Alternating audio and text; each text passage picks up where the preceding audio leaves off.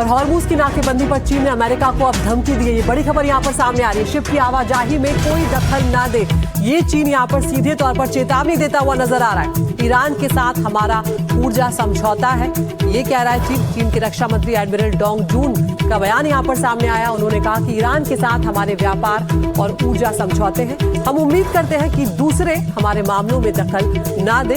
Hormuz हमारे लिए खुला है। तो जो चीन के जहाज हैं वो हॉर्मूज से आसानी से निकल पा रहे हैं।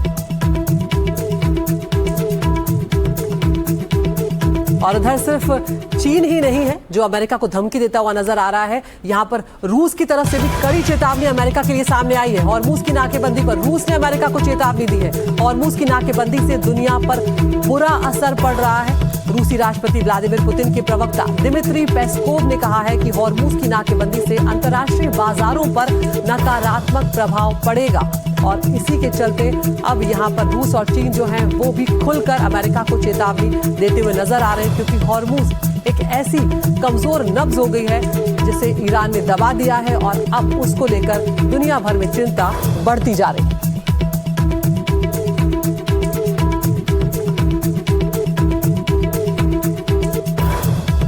तो हॉर्मूज की नाकेबंदी पर रूस की यूएस को चेतावनी यहां पर सामने आई।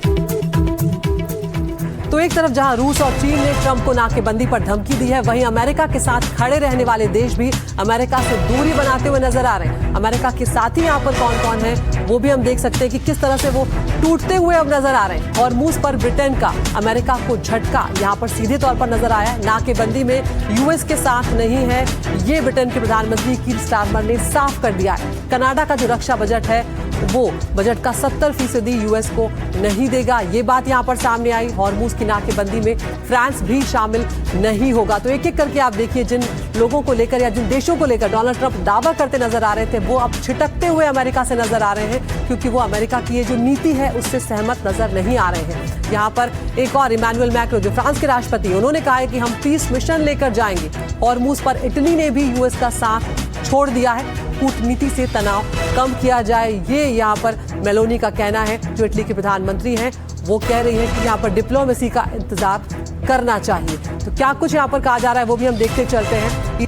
ईरान युद्ध खत्म करने के लिए रूस की बड़ी पहल यहाँ पर सामने आई है। बड़ा यहाँ पर अपडेट सामने आ रहा है। रूस ने कहा है कि ईरान चाहे तो संवर्धित यूरेनियम हमें सौंप सकता है। रूस के राष्ट्रपति के प्रवक्ता दिमित्री पेस्कोव ने कहा है कि संकट में ईरान की हर मदद के लिए हम तैयार हैं। हमने पहले भी कहा था कि ईरान का संवर्धित यूरेनियम अपने पास रखने को हम तैयार हैं। ये प्रस्ताव अब भी खुला है, लेकिन अब तक इस पर कोई ज्यादा बातचीत नहीं हुई है।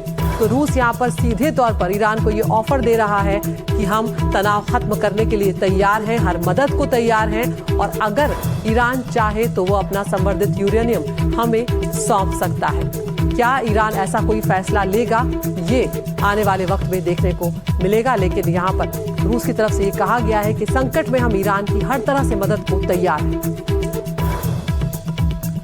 तो ये प्रस्ताव दिया गया है और कहा गया है कि ये प्रस्ताव अब भी खुला है। हालांकि अब तक इस पर कोई ज्यादा बातचीत नहीं हुई है, लेकिन रूस ने एक बड़ा प्रस्ताव यहाँ पर दिया है। बड़ी पहल सामने आ रही है और कहा है कि ईरान चाहे तो संवर्धित यूरेनियम हमें सौंप सकता है, क्योंकि बार बार अमेरिका की तरफ से ये बात कही जा रही है कि यूरेनियम संवर्धन, जब तक हम यूरेनियम ले नहीं लेंगे तो उनके एनरिचमेंट प्लांट्स हैं उन्हें हम तबाह नहीं कर देंगे, तब तक इस युद्ध को खत्म नहीं माना जाएगा।